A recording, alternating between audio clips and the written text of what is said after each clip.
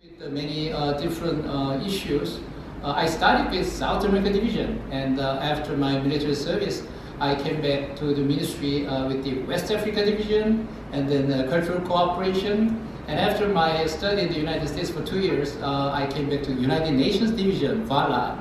Finally, I started working on the United Nations.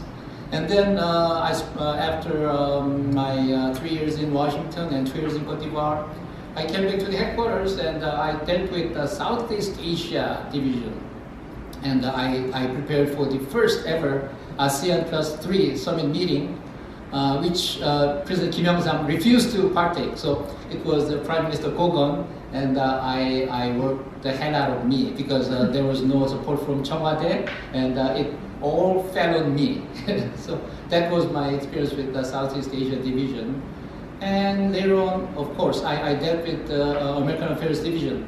So in Korean, 북미과 means North America. But because of the negotiation between the United States and North Korea, people interpreted 북미과 as North Korea and America Division. But that was a very important part of my career.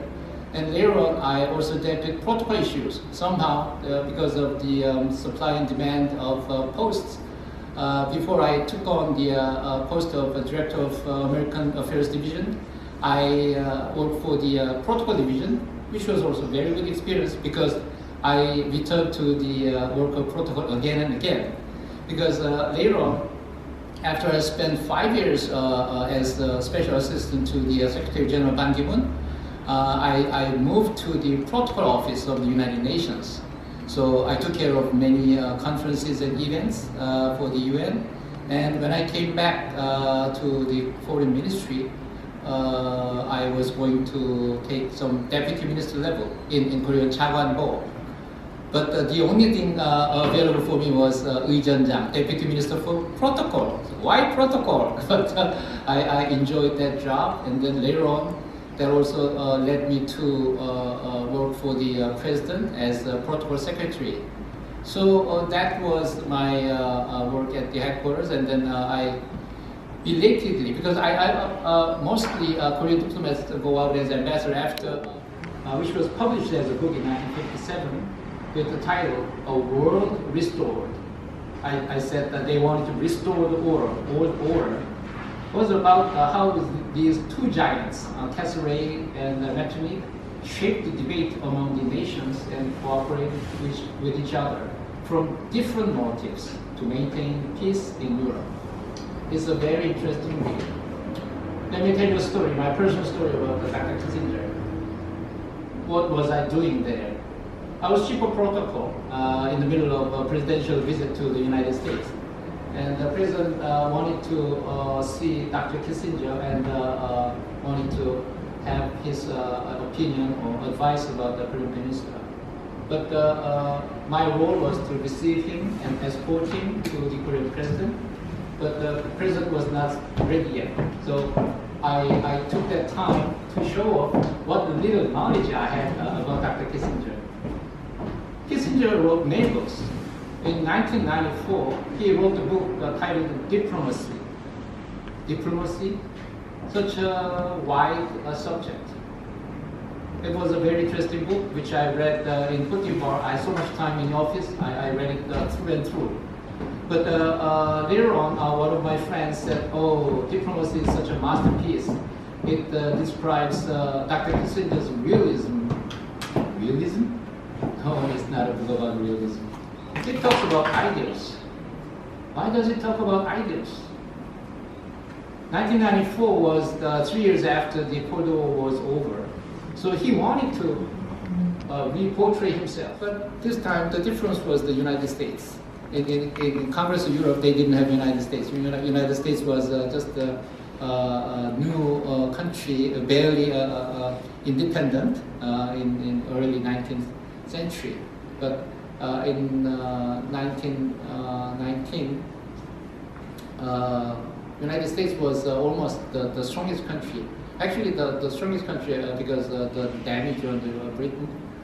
But President Wilson of the United States attributed the cause of war to the old-fashioned diplomacy of the European powers. who had made secret deals among the leaders without the consent of their people and sacrificed so many young soldiers. So with his idealism, President Wilson advocated a new type of diplomacy with an open forum that all the representatives of nations of the world can debate major issues and find solutions in a democratic way. So the difference we see with this kind of new diplomacy is it required all players to participate, and there will be open debate. And we have a new concept of collective security. Before that, there was an aggressor and the victim.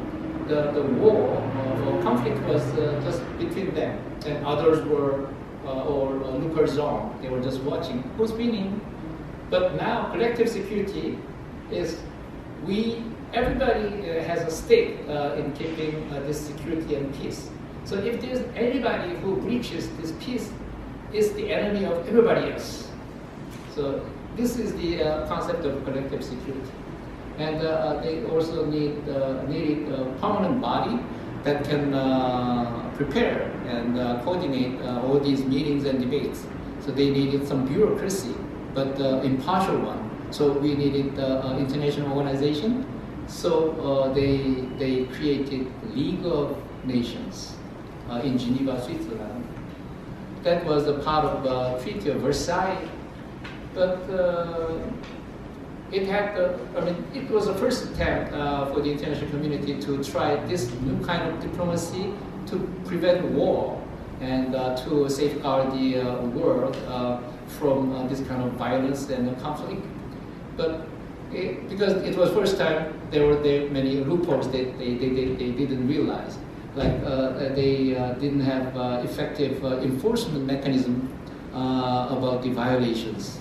And when the violators were criticized, Japan, after they invaded China and Germany and Italy, they just quit without paying any penalty.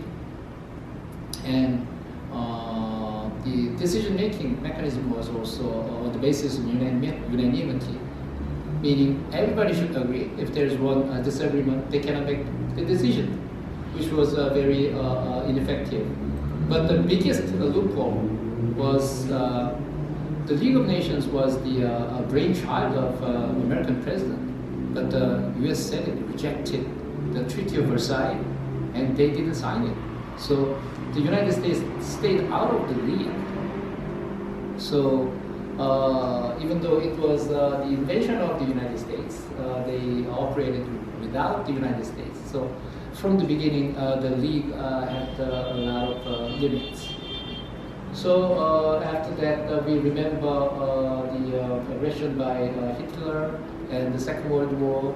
And with the Second World War, the league was forgotten. Actually, the official end of the league was in 1946, after the creation of the United Nations. There was a little bit of overlap, but it was succeeded by the United Nations with some improvements and updates again. But I forgot to mention that when I talked about the Napoleonic War and participation of Russia, exactly the same thing happened 104 years later when Hitler invaded the Soviet Union. And then with their blitzkrieg, they were very efficient and they were fast. But with the Stalingrad and the cold weather in Russia again, they were stuck. And Hitler paid a heavy price. And for that matter, the international community also paid a heavy price because the Soviet Union was in a position to absorb or not absorb, but make the Eastern European countries as its satellites. So that's the beginning of the Cold War that I will talk about. So the United Nations is created with the three pillars, peace, human rights, and development. Development means out of pulling people out of poverty. Human rights, we all know, we should avoid human rights abuse. And peace, we should avoid war. So UN has done a lot of work work in each area, particularly with the active use now of UN forces. Even though it was limited to separating the warring parties and keeping the peace by making observation who's making the violations, it was very effective with these small conflicts. So it was a big improvement. But still, we remember the world was gripped by the Cold War when Soviet Union seized the Eastern Europe as I said, its satellite. And on the other side of the globe, the Korean War broke out, and the United States felt that this is the beginning of the Soviet expansion, and then the Cold War made the UN as a battlefield of two blocks, the communist bloc and I would not call it capitalist bloc, but let's say Western bloc.